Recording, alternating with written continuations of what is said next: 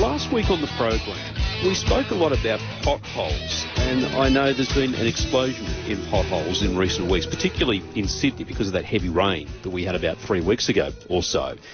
And these potholes are often in the same spot where the potholes developed during the 2022 floods. And one of the listeners who heard the program called me and told me that there is now an app that you can use, and you can automatically basically report potholes to the authorities. And apparently you can use it for a variety of things that you may need to report various issues that you see to authorities. It's called Snap, Send and Solve. Danny Gorrig is the CEO of Snap, Send and Solve and joins us on the program. Good day, Danny. Hi, Clinton. How are you? Good, mate. I'm fascinated by this because we've got an explosion in the number of potholes right across Sydney and really the eastern seaboard at the moment. And my listener said this app can really help you out. How does it work? Yeah, it's a free app, downloadable off the App Store or Google Play, and it's something I recommend that all your listeners just download so you've got it on the phone.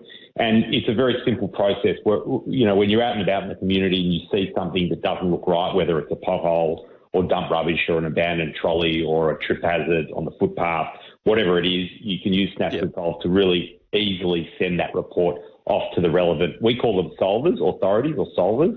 And as you know, Clinton, it's not just the councils who are responsible for the stuff in the public. It's, there are water authorities, there are supermarkets who look after the trolleys, there are power utilities, there are state road utilities, public transport providers. So Snap and Solve is kind of like the Uber Eats of reporting.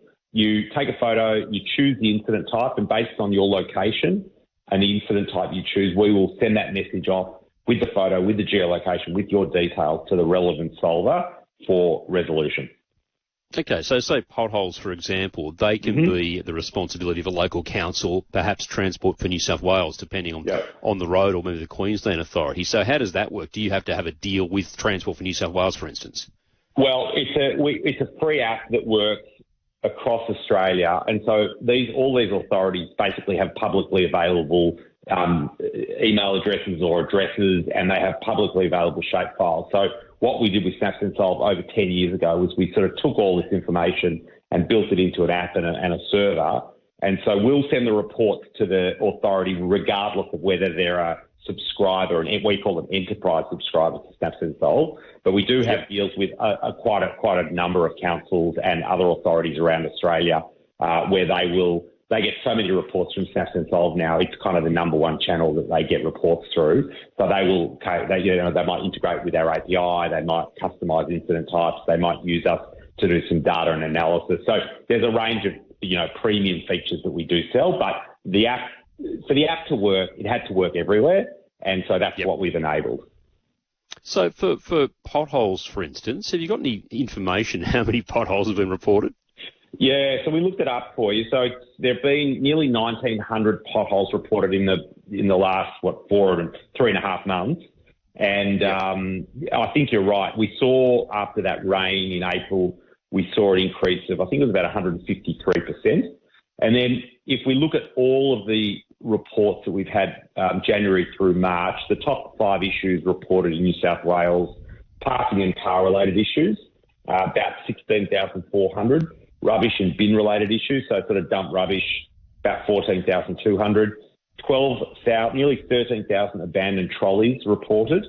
Nearly 9,000 tree issues. And when I say trees, it could be overgrown vegetation. So, there might be a postie who's heading down a road and there's a branch in their way, and they'll use Snaps and Solve to report that. And then roads and signage-related issues. So that might be, the stop sign's faded or the parking sign's broken or whatever it is. There are so many issues that I think we're up to about, just this month across Australia, about 100,000 reports just in April so far.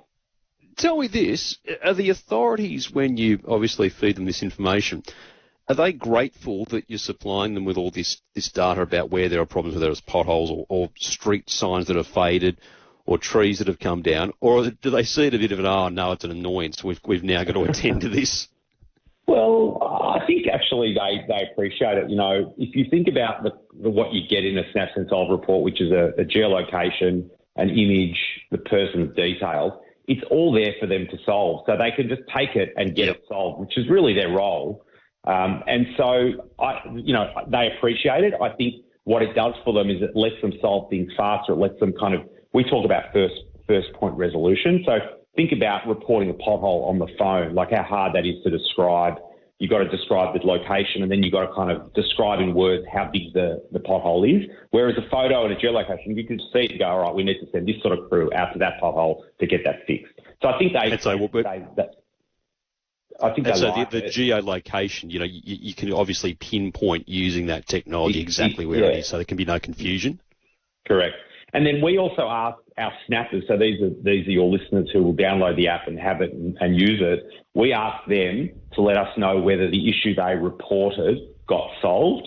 And so far in 2024, what do you reckon that stat is? What percent of issues that got reported got solved? 40%. No, 86%. Really? Yeah, 86%. Really? So nearly 9 in 10 issues that get reported from Snaps and Solve get solved. And that's why your listeners, rang in to tell you about it, because we don't advertise. This is all just word of mouth. Like people go, oh my God, it was the easiest thing. I saw some dump rubbish. I did a Snaps and Solve, and the next day the council came to pick it up. And it's just the easiest way. Jeez, that's great. And if you think, Clinton, about the alternative, like you're walking down the street, you've got a coffee in one hand, a dog in the other hand, you see some dump rubbish or a pothole. I mean, what do? You've got to Google the council's website, and you've got to find a form, and you've got to go to the form and fill it all in, and are you a resident? It's just all a little bit hard.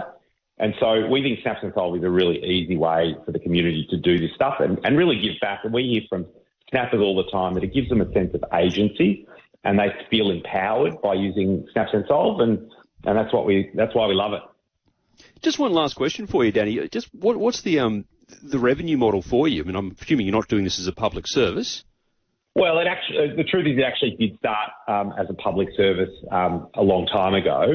So the revenue model is what I described to you before. It's a free service for the community, so snappers and solvers, and then we have a number of solvers who get a lot of these reports and really want to lean into kind of community engagement, customer experience, and so they'll subscribe to what we call our enterprise subscription, and that means they can use our API and they can customise the questions they ask, and they can do data and analysis and a whole heap of other things. We've got councils around Australia who are using QR codes, for example. They put QR codes up on the public toilets, on their bins, on their, the dog bag dispensers in the parks.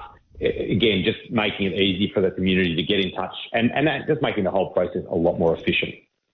Yeah, well done with it. And that strike rate that you mentioned there, the success of things actually getting fixed, that's really telling. How do our listeners, if they want to download, what do they do? You can either head to the App Store and search for Snaps and Solve, or you can go to snapsandsolve.com. We've also got a web version of it that works on the website if you don't want to download it out. But I would encourage listeners, this is not the sort of thing that you'll hear about and go, I see a problem tomorrow. So I always encourage listeners to download it, have it on your phone, and if you see something, if you notice something, and people have pet hates. So some people in our office hate trolleys. I hate potholes and trip hazards. And so you've got it on your phone, ready to go, and you just give back to the community. Good on you, Danny. It sounds great. Great. Thanks, Clinton. Danny Gorrick, who's the CEO of Snap, Send and Solve.